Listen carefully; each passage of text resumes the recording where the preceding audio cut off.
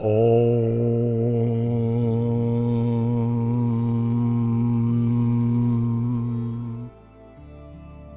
Tat Sat.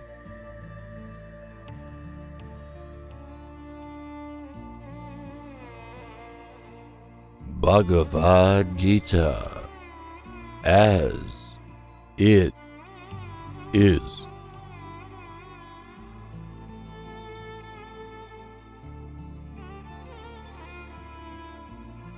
Chapter 13. Nature, the Enjoyer, and Consciousness.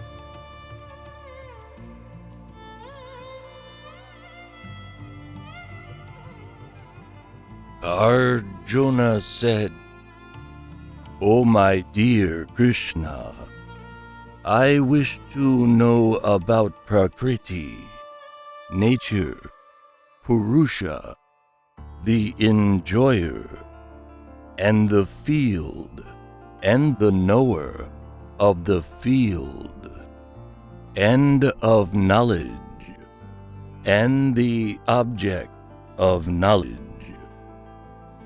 The Supreme Personality of Godhead said, 'This body, O son of Kunti, is called the field, and one who knows this body is called the knower of the field.'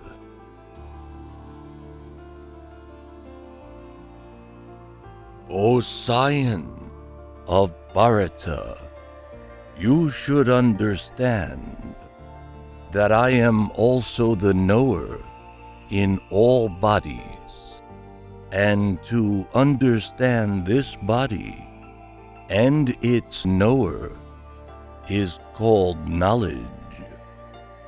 That is my opinion.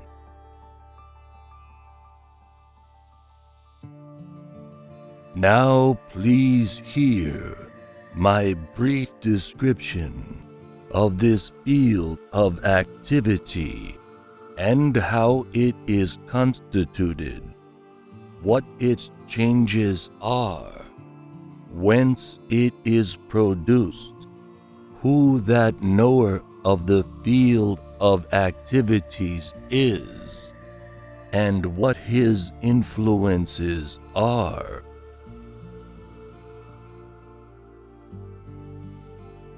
That knowledge of the field of activities and of the knower of activities is described by various sages in various Vedic writings.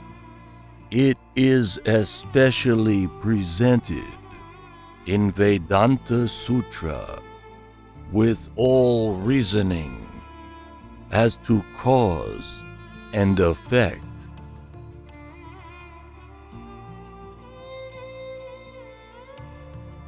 The five great elements, false ego, intelligence, the unmanifested, the 10 senses, and the mind, the 5 sense objects, desire, hatred, happiness, distress, the aggregate, the life symptoms, and convictions. All these are considered, in summary, to be the field of activities and its interactions.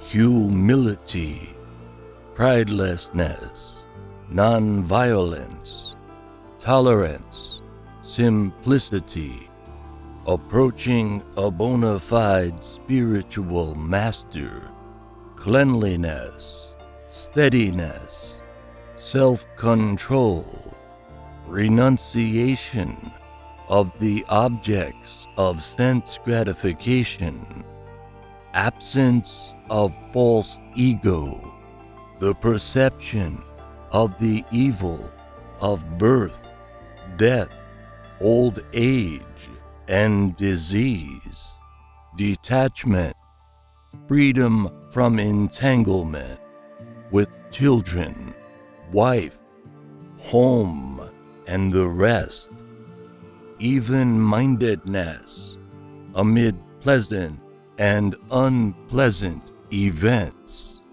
constant and unalloyed devotion to me, aspiring to live in a solitary place, detachment from the general mass of people, accepting the importance of self-realization and philosophical search for the absolute truth. All these I declare to be knowledge, and besides this, whatever there may be is ignorance.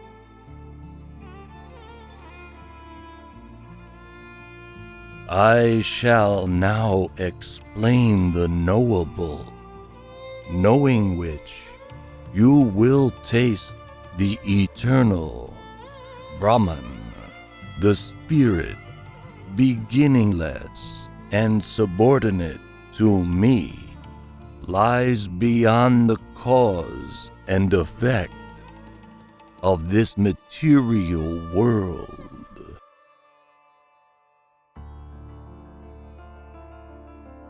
Everywhere are his hands and legs, his eyes, heads, and faces, and he has ears everywhere.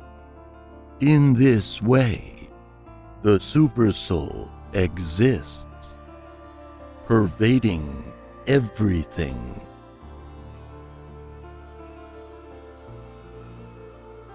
The Supersoul is the original source of all senses, yet he is without senses. He is unattached, although he is the maintainer of all living beings. He transcends the modes of nature, and at the same time, he is the master of all the modes of material nature.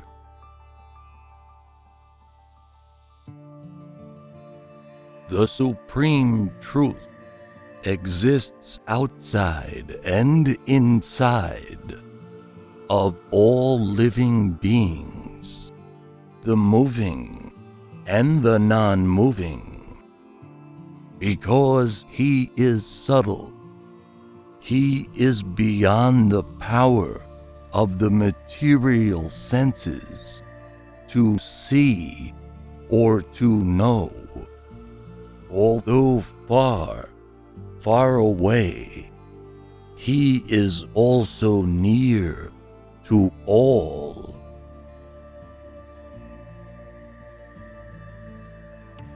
Although the Supersoul appears to be divided among all beings, he is never divided. He is situated as one. Although he is the maintainer of every living entity, it is to be understood that he devours and develops all.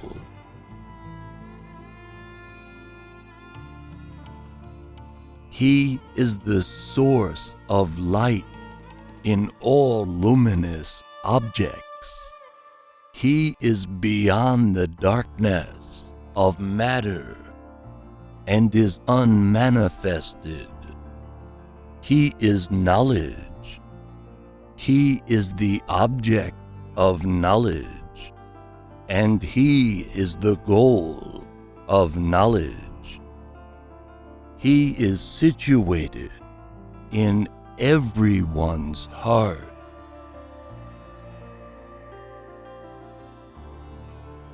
Thus, the field of activities, the body, knowledge, and the knowable, have been summarily described by me.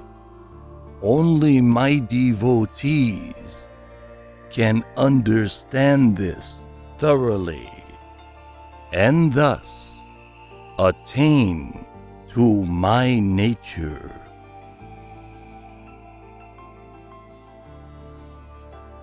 Material nature and the living entities should be understood to be beginningless.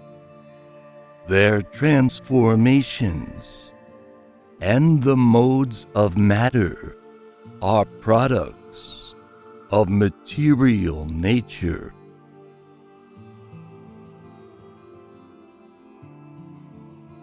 Nature is said to be the cause of all material causes and effects, whereas the living entity is the cause of the various sufferings and enjoyments in this world.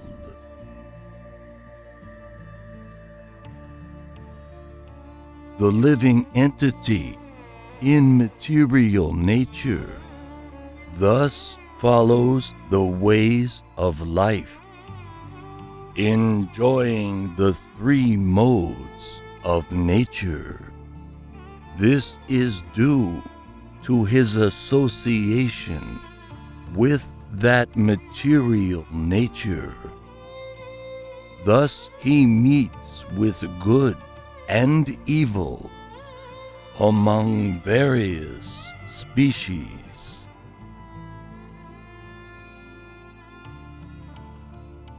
Yet in this body there is another, a transcendental enjoyer, who is the Lord, the Supreme Proprietor, who exists as the overseer and permitter, and who is known as the Supersoul.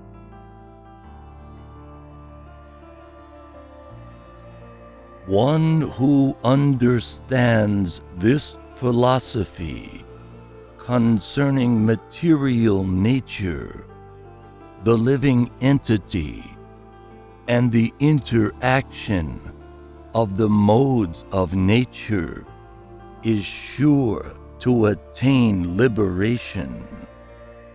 He will not take birth here again, regardless of his present position.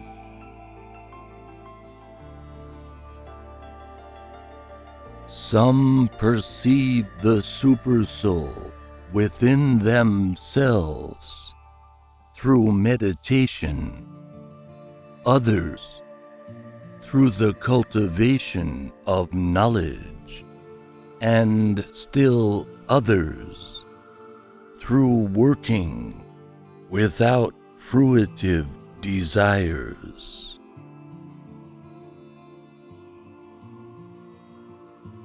Again, there are those who, although not conversant in spiritual knowledge, begin to worship the Supreme Person upon hearing about him from others, because of their tendency to hear from authorities. They also transcend the path of birth and death.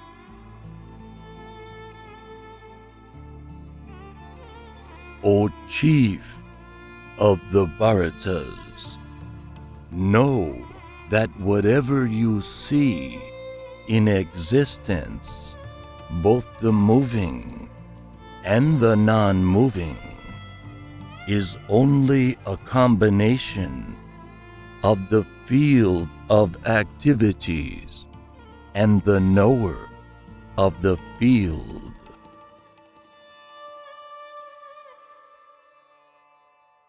One who sees the supersoul accompanying the individual soul in all bodies, and who understands that neither the soul nor the supersoul within the destructible body is ever destroyed, actually sees.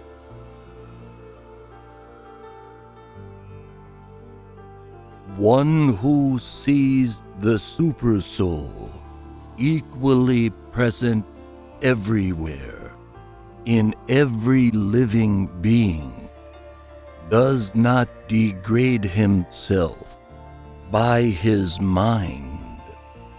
Thus, he approaches the transcendental destination.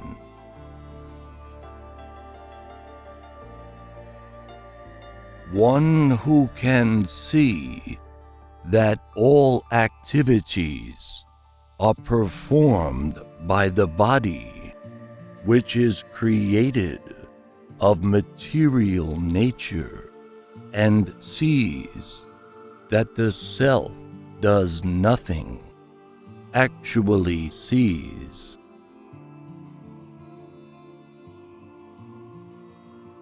When a sensible man ceases to see different identities due to different material bodies, and he sees how beings are expanded everywhere, he attains to the Brahman conception.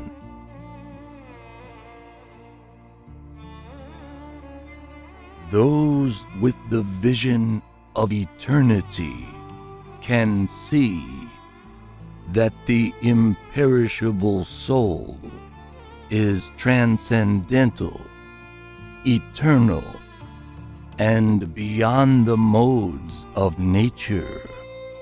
Despite contact with the material body, O Arjuna, the soul neither does anything, nor is entangled.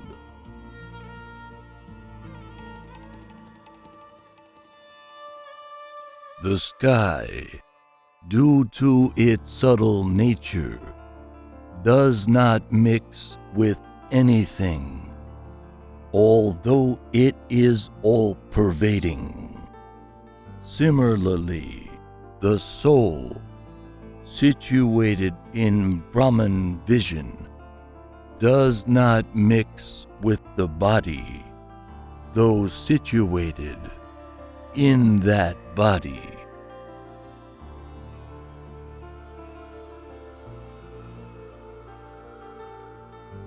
O son of Bharata, as the sun alone illuminates all this universe, so does the living entity, one within the body, illuminate the entire body by consciousness.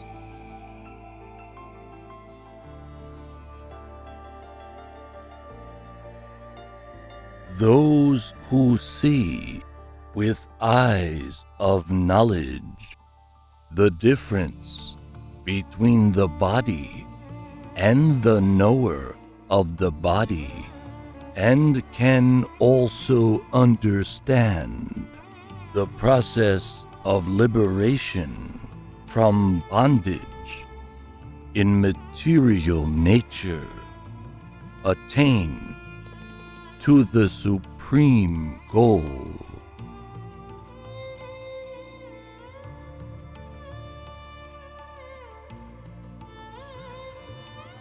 Thus ends Chapter 13, Nature, the Enjoyer, and Consciousness.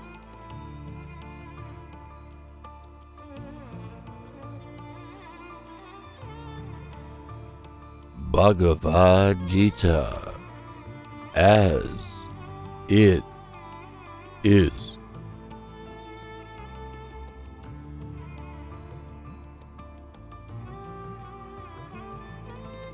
Om